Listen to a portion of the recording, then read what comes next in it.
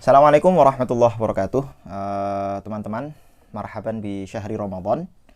Alhamdulillah, semoga di bulan Ramadan kali ini, bulan yang penuh berkah ini, bulan yang penuh ampunan Allah ini, kita semua tidak terhalang dari berkah dan tidak terhalang dari ampunan Allah. Kita tahu bahwa yang namanya bulan Ramadan merupakan syahrul Quran, bulan di mana Al-Quran diturunkan. Maka dari itu, di video kali ini saya ingin membahas satu isu menarik, satu pembahasan yang menarik yang berkaitan dengan Al-Quran. Hukum membaca Al-Quran, kemudian pahalanya kita hadiahkan kepada orang yang mati. Kira-kira sampai nggak pahala bacaan Quran ini kepada orang yang mati? Karena di tradisi keluarga saya, itu setiap bulan Ramadan kami biasanya membacakan Al-Quran satu khatam utuh, satu khataman untuk kakek-kakek, untuk kerabat-kerabat kita yang sudah meninggal, kemudian kita hadiahkan pahalanya kepada mereka. Kemudian ada yang tanya, kira-kira sampai nggak pahala bacaan Al-Quran yang dibacakan oleh orang yang masih hidup, mau itu oleh keluarganya, anggota kerabat-kerabatnya, atau orang lain, dihadiahkan kepada orang yang mati. Kira-kira sampai nggak? Pertama-tama, mari kita bahas dari ayat yang berbunyi wa allaisa lil insani illa ma sa'a. Kenapa kita penting untuk membahas dari ayat ini? Karena memang ayat ini sering sekali dijadikan sebagai dalil, sebagai argumen bagi mereka-mereka yang mengatakan bahwa bacaan Al-Quran itu tidak akan sampai kepada mayit. Nah, maka penting untuk kita mengetahui kira-kira makna ayat ini apa. Dari sini saya ingin menjelaskan beberapa pandangan ulama terkemuka, mulai dari ulama salaf sampai ulama khalaf, yang membahas mengenai masalah makna dari ayat wa allaisa lil insani illa ma sa'a. Pertama, saya nukil dari Sayyidina Ibnu Abbas, seorang sahabat Nabi.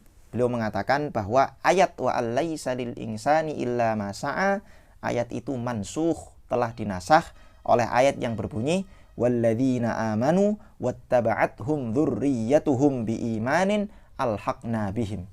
Ini pendapat seorang sahabat. Kurang salaf apa coba? Seorang sahabat nih. Satu. Kemudian ada ulama lain yang mengatakan bahwa sesungguhnya wa allaisa lil insani illa ma sa'a, ini ayat yang menceritakan keadaan umat-umat Nabi Musa dan umat-umat Nabi Ibrahim. Karena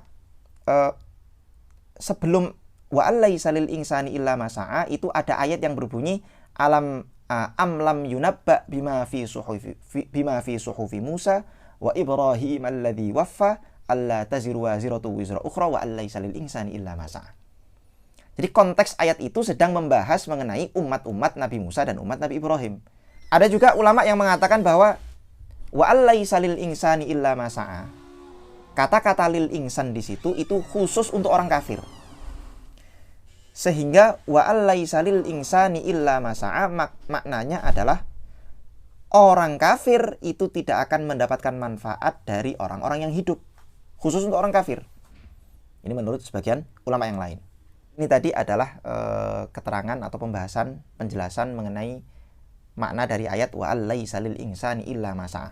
Nah, sekarang kita akan membahas mengenai mazhab-mazhab a'immatul arba'ah, pandangan-pandangan mereka mengenai apakah bacaan Al-Quran kepada mayit sampai atau tidak. Begini, pertama-tama kita perlu mengetahui bahwa memang terjadi khilaf di antara madzhabul arba'ah. Mayoritas a'immatul arba'ah, mayoritas ulama 4 mazhab menyatakan bahwa yang namanya bacaan Al-Quran itu sampai kepada mayit. Imam Ahmad, Imam Abu Hanifah, dan ashab-ashabnya mengatakan pahala itu sampai. Ini qaul pertama, dan ini qaul masyhur.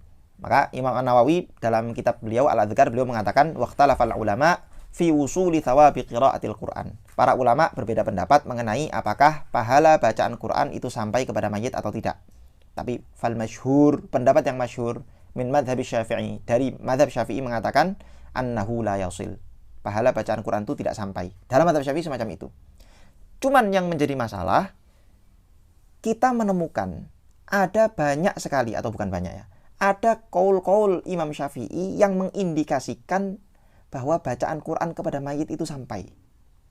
Mari coba kita baca bersama-sama kitab Riyadhus Shalihin milik Imam An-Nawawi rahimahullah. Dalam kitab Riyadhus Shalihin di dalam babud du'a lil mayyit ba'da dafnihi ila akhir, di situ Imam Nawawi mengatakan, qala Syafi'i rahimahullah wa yustahabbu ay yaqra'a 'indahu syai'un minal Qur'an. Imam Syafi'i mengatakan disunnahkan ketika mayit sudah dikubur, sunnah kita membaca Quran di sisi kuburan itu. Wa in khatamul Qur'ana 'indahu kana hasanan, kata beliau. Bahkan kalau misalnya orang yang ada di sekitar kubur itu ingin menghatamkan Quran di samping kubur, kana hasanan, itu lebih baik. Ini qaul Imam Syafi'i. Maka dari sini memang kita temukan Imam Syafi'i sendiri punya dua qaul. Qaul yang pertama mengatakan tidak sampai, qaul yang kedua mengatakan bisa sampai. Seperti qaul yang sudah saya nukilkan tadi dalam kitab dari kitabnya Imam Nawawi rahimahullah, kitab Riyadhus Shalihin. Maka kita perlu melakukan apa yang disebut sebagai al-jam'u bainan nassain. Kita perlu melakukan kompromi antar dua teks yang seolah-olah secara zahir kontradiktif. Mari kita lihat apa tanggapan ulama-ulama Ashabus Syafi'i menanggapi dua qaul Imam Syafi'i ini. Kita ambil pendapatnya Imam Nawawi dalam kitab Al-Majmu'. Beliau mengatakan, Majmu' Syarah Muhadzab milik Imam Nawawi rahimahullah, pendapat yang mukhtar dalam mazhab Syafi'i, pendapat yang dipilih adalah kita mengakui bahwa bacaan Al-Quran itu bisa sampai kepada mayit. Dengan catatan, wayam bagi al-jasmu bihi. Kita harus yakin ketika kita baca Quran, terus kita niatkan hadiahnya untuk mayit, kita harus yakin. Kenapa? Li'annahu du'aun. Karena itu sama seperti doa. Yang namanya kita doa, mendoakan orang lain, harus yakin bahwa ini sampai. Sekarang mari kita lihat pendapatnya Al-Imam Syekhul Islam Zakaria Al-Ansari dalam kitabnya Fathul Wahhab. Beliau mengatakan, karena ada dua nas dalam mazhab Syafi'i, yang pertama mengatakan boleh dan yang kedua mengatakan tidak boleh, maka nas yang menyatakan tidak boleh ini perlu kita takwil. Bagaimana cara mentakwilnya? Kata Imam Zakaria Al-Ansari, beliau mengatakan bacaan Al-Quran itu tidak sampai kepada mayit jika la bihadratil mayit. Pertama, jika bacaan itu tidak dibaca di sisi mayit. Artinya tidak di sisi kuburnya kalau sudah dikubur, atau tidak di samping tidak di sampingnya si mayit, atau walam yanwi thawaba qiraatihi. Atau bisa saja sebetulnya membaca tidak di sisi mayit, bisa juga sampai asal bacaan itu diniatkan untuk mayit. Kalau bacaan itu tidak diniatkan untuk mayit, tentu saja tidak sampai. Sehingga bacaan itu harus diniatkan untuk mayit. Au nawahu walam yada'u. Atau dia sudah meniatkan bacaan itu kepada mayit, tapi dia tidak berdoa setelah baca Quran. Lah ini takwilan-takwilan yang kata Syekhul Islam Zakaria Al-Ansari, beliau mengatakan inilah maksud dari pendapat Imam Syafi'i yang mengatakan atau menegaskan bahwa bacaan Al-Quran itu tidak sampai kepada mayit. Tidak secara mutlak, tidak sampai ketika tidak diniatkan kepada si mayit pahalanya, atau yang kedua diniatkan tapi tidak kemudian selepas baca Quran tidak berdoa untuk si mayit. Ini namanya jam'u bainan nassain, sehingga kita bisa memahami dengan benar kenapa di satu qaul Imam Syafi'i mengatakan pahalanya sampai, tapi di qaul yang lain Imam Syafi'i mengatakan pahalanya tidak sampai. Kesimpulannya, ala kulli hal, saya secara pribadi jelas mengikuti pendapat yang mengatakan bahwa bacaan Al-Quran itu bisa sampai kepada mayit. Dalilnya banyak sekali, dan ini merupakan pendapat jumhur ulama. Ini satu.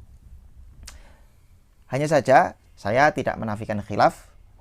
Ada ulama yang mengatakan bahwa bacaan Al-Quran itu tidak sampai. Dan terakhir saya ingin menutup ini dengan satu kaidah yang sangat masyhur. Para ulama mengatakan la yungkaru al-mukhtalaf fih wa innama yungkaru al-mujma' alaih. Segala sesuatu yang kita tahu bahwa ada khilafiyah di situ tidak boleh kita ingkari. Yang harus kita ingkari adalah ketika ada satu hukum sudah disepakati oleh ulama-ulama Islam, kok hukum itu diingkari, maka orang itu yang harus kita ingkari. Jadi kalau ada orang mengingkari hukum-hukum yang mujma' alaih, hukum-hukum yang disepakati para ulama, maka orang itu kita ingkari. Kok tiba-tiba ada orang bilang puasa Ramadan tidak wajib, orang itu kita ingkari. Kenapa? Karena wajibnya puasa Ramadan itu mujma' alaih, sepakat para ulama. Tapi kalau ada orang mengingkari kunut subuh, ada orang mengingkari jumlah tarawih itu berapa rakaat, ada orang mengingkari apakah bacaan Quran itu sampai apa tidak, ini karena ranahnya khilafiyah, karena memang sejak awal ada khilafiyah, tidak boleh kita ingkari. ya kita akui saja bahwa itu ada khilafiyah. Kemudian setelah itu kita saling menghormati satu sama lain. Kira-kira begitu, itu saja saya tutup. Assalamualaikum warahmatullahi wabarakatuh.